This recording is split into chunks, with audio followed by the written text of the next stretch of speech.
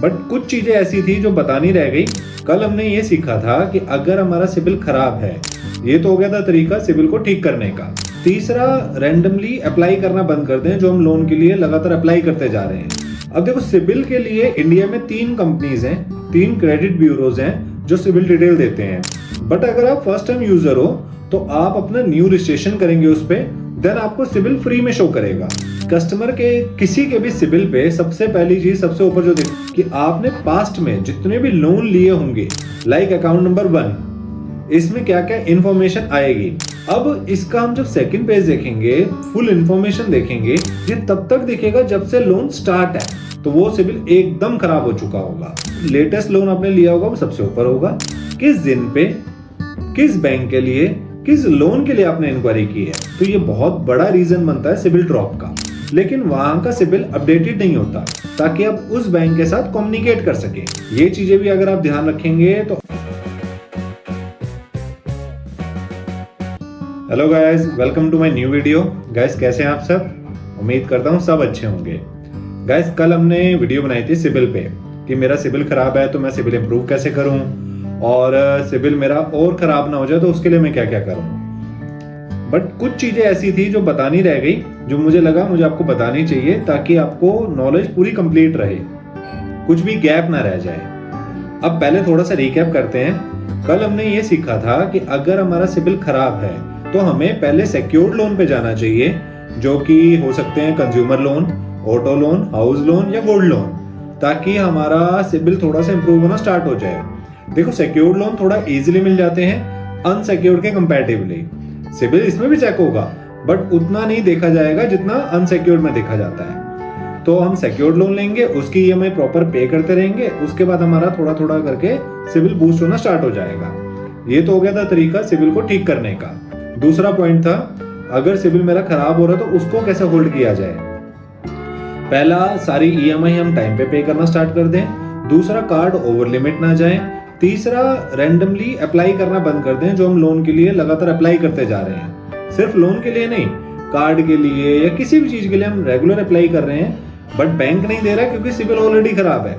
तो अगर हम उसको स्टॉप कर देंगे, हमारा सिबिल और ड्रॉप होना बंद हो जाएगा। अब ये तो कल हमने डिस्कस कर लिया था। अब क्या चीज है जो मुझे लगा मुझे और बतानी चाहिए।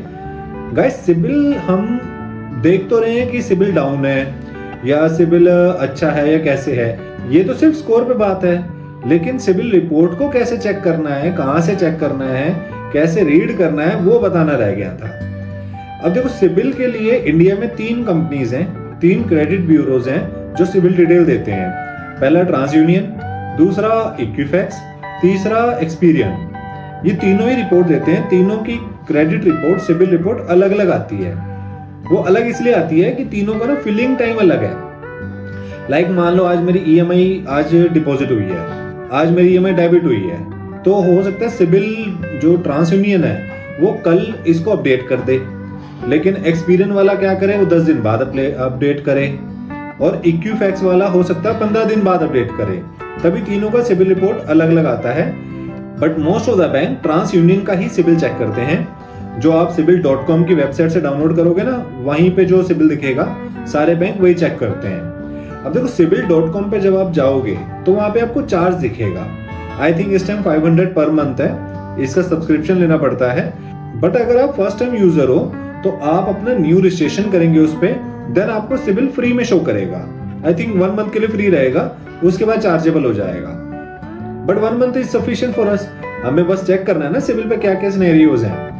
जब आप उस पर लॉग इन करेंगे, आपसे डिटेल मांगी जाएगी, लाइक आपका नाम, आपका PAN number, DOB, Aadhaar detail, address detail, then आपका CIBIL email ID, contact number, then आपका सिबिल फैच हो जाएगा। जब सिबिल रिपोर्ट ओपन होगी, क्या क्या इंफॉर्मेशन दिखेगी। कस्टमर के किसी के भी सिबिल पे सबसे पहली चीज सबसे ऊपर जो दिखता है वो दिखता है सिबिल स्कोर। उसके बाद जो दूसरी डिटेल आती है वो आता है नाम, देन आता है एड्रेस कि कहाँ का एड्रेस सिबिल में अपडेटेड है, कॉन्टैक्ट नंबर, कौन कौन से कॉन्टैक्ट नंबर अपडेटेड है, कंपनी का नाम, जौन सी कंपनी का नाम आपने कभी लोन लिया होगा, प्रोवाइड किया होगा, तो वो भी फीड होता है इसमें। ये तो पर्सनल डिटेल आ गई। अब इसके बाद दिखेंगी अकाउंट डिटेल। अकाउंट डिटेल का मतलब है वो सारे अकाउंट्स, ये सेविंग अकाउंट नहीं है गाइस, ये वो अकाउंट्स हैं जैसे कि लोन एंड क्रेडिट कार्ड, कि आपने पास्ट में जितने भी लोन लिए होंगे, जितने भी क्रेडिट कार्ड लिए होंगे, हो सकता है वो लाइव हैं, हो सकता है वो बंद हो चुके हैं, बट स्टिल वो इसमें दिखेंगे। अगर वो लाइव हैं वो एक्टिव दिखेंगे, अगर वो प्रॉपर बंद हुए थे वो क्लोज दिखेंगे, अगर वो सेटल कराए गए थे तो इसमें सेटलमेंट दिखेगा, और अगर वो रिटर्न ऑफ है तो वो रिटर्न ऑफ दिखेगा। रिटर्न ऑफ और सेटलमेंट दोनों ही सेम चीज है, ज्यादा डिफरेंस नहीं है। दोनों में ही हम अकाउंट को क्लोज करते हैं कुछ म्यूचुअल अंडरस्टैंडिंग से। लाइक 10 रुपए मुझे देना था, मैंने 5 दिया और वो दोनों की अंडरस्टैंडिंग बनी और वो क्लोज हो गया लोन। तो दोनों का पर्पस सेम ही है एक तरीके से। अब सिबिल में क्या क्या दिखेगा मुझे, लाइक अकाउंट नंबर 1, इसमें क्या क्या इंफॉर्मेशन आएगी।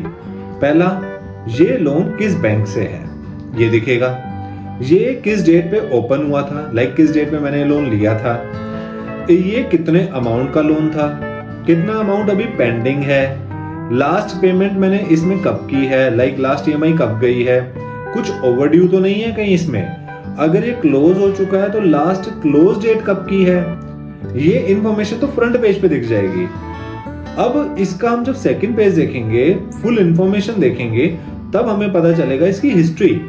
लाइक पिछले महीने क्या कुछ दिनों की डीपीडीज तो नहीं है, डीपीडीज मतलब डिले इन पास्ट डेज, मतलब कि कितने दिन का डिले आया है ईएमआई जाने में, तो पूरी हिस्ट्री में दिखेगा आपको कि इस साल में हर महीने की ईएमआई प्रॉपर गई है नहीं गई, उससे पिछले साल, ये तब तक दिखेगा जब से लोन स्टार्ट है। मान लो मेरा कोई भी लोन 2023 से चल रहा है, तो इस हिस्ट्री में 2023 के उस महीने से सारी ईएमआई शो करेंगी आज तक की। अगर ये क्रॉस बना आ रहा है, इट मींस मेरी ईएमआई डिले नहीं थी। अगर डिले थी 10 दिन के लिए तो यहाँ पे 010 आ जाएगा, अगर डिले थी 30 दिन के लिए 030 लिखा आ जाएगा।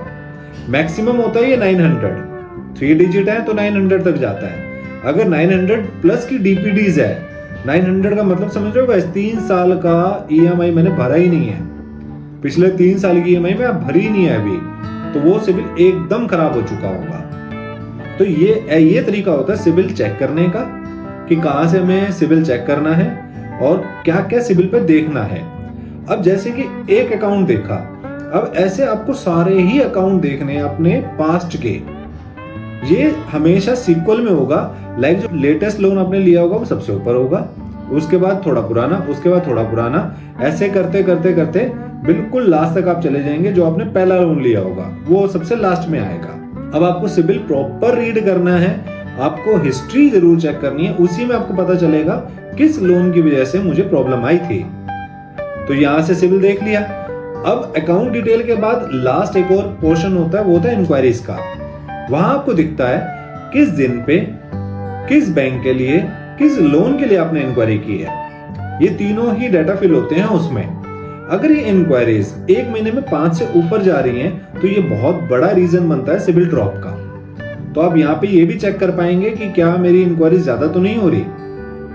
तो गाइज आज का पर्पस यही था कि मैं आपको यही क्लियर करूं कि सिबिल तो हमें देखना है कि भाई सिबिल ड्रॉप हो रखा है मेरा, उसको इम्प्रूव कैसे करूं, या सिबिल को और ड्रॉप ना होने दूं, बट सिबिल रीड कैसे करूं ये रह गया था हमारा मेन। तो आज हमने देखा कि सिबिल कैसे रीड करना है। सबसे पहले sibil.com पे जाएंगे। देखो सिबिल चेक करने के लिए बहुत सारी साइट्स हैं इस टाइम, जहां से आप फ्री में चेक तो कर सकते हैं, लेकिन वहां का सिबिल अपडेटेड नहीं होता, वो 1 महीना पुराना या 2 महीने पुराने के आसपास होता है। आप प्रेफर कीजिए, प्रेफरेंस आपकी sibil.com रहनी चाहिए। वो चार्जेबल जरूर है, लेकिन आपका data up to the date दिखाएगा, आज की डेट का डाटा। और फर्स्ट टाइम रजिस्ट्रेशन में तो वैसे भी कोई चार्ज नहीं लग रहा। आप sibil.com से अपना सिबिल उठाइए, सिबिल फेच कीजिए अपना, देन अपना सिबिल पूरा रीड कीजिए। उससे आपको काफी ज्यादा नॉलेज मिल जाएगी कि आपका सिबिल अच्छा हो रहा है या आपका सिबिल ड्रॉप हो रहा है। अगर ड्रॉप भी हो रहा है तो आपको पता लग जाएगा किस बैंक की वजह से ये सीन हो रहा है, ताकि आप उस बैंक के साथ कम्युनिकेट कर सके। कई बार क्या होता है गाइस, मान लीजिए आज मेरी ईएमआई कटनी थी, मेरी ईएमआई कटी अकाउंट से, बट वो वापस रिवर्स हो गई कुछ टेक्निकल इशू की वजह से। अमाउंट था मेरे अकाउंट में, बट टेक्निकल इशू की वजह से वो डेबिट होकर रिटर्न हो गई, लेकिन ये हुई तो बाउंस, तो इसकी वजह से वो सिबिल में बाउंस शो कर जाएगा। वहां डीपीडीज नजर आ जाएंगी, 003 आ जाएगा या 006 आ जाएगा अगर दोबारा नहीं कटी तो। अगर दोबारा कट गई तो ठीक है, अगर नहीं कटी तो डीपीटी दिखने लग जाएगा। तो अगर आपको सिबिल देखना आता होगा तो आप वहां देख पाएंगे, और वही ईएमआई अमाउंट मेरा वहां ओवरड्यू में शो कर जाएगा। तो सिबिल रीड करना भी एक हर्डल है, बट अगर आप सीख गए तो इन फ्यूचर में आप अपना फाइनेंशियल इजीली मैनेज कर सकते हैं। तो आज मैंने आपको यही बताया कि सिबिल देखना कहाँ पे है, कहाँ से डाउनलोड होगा, फिर सिबिल रीड कैसे करना है, सिबिल में क्या क्या चीजें हैं जो चेक करनी है, और सिबिल को मेंटेन कैसे करना है। ये चीजें भी अगर आप ध्यान रखेंगे तो आपके लिए इन फ्यूचर में पर्सनल लोन लेना या कोई भी टाइप का लोन लेना बहुत इजी हो जाएगा। आप डाटा बना के रखिए, अपने सारे ही लोन को ट्रेस करते चलिए कि किसी में कोई प्रॉब्लम ना आए। तो गाइस, उम्मीद करता हूँ ये कल वाली वीडियो और आज वाली वीडियो काफी आपके लिए हेल्पफुल रहने वाली है, काफी नॉलेज मिलेगी आपको। आप भी अगर लोन होल्डर हैं, आप प्रॉपर चेक कर पाएंगे कि आपके फाइनेंशियल इंस्टीट्यूशन क्या क्या कर रहे हैं, कैसे कर रहे हैं। तो आशा करता हूँ वीडियो पसंद आई होगी। अगर पसंद आई है तो प्लीज लाइक करना, चैनल पे नए हो तो सब्सक्राइब जरूर करना गाइस। मैं मिलूंगा आपसे कल न्यू वीडियो में, तब तक के लिए tata bye bye, take care, bye guys.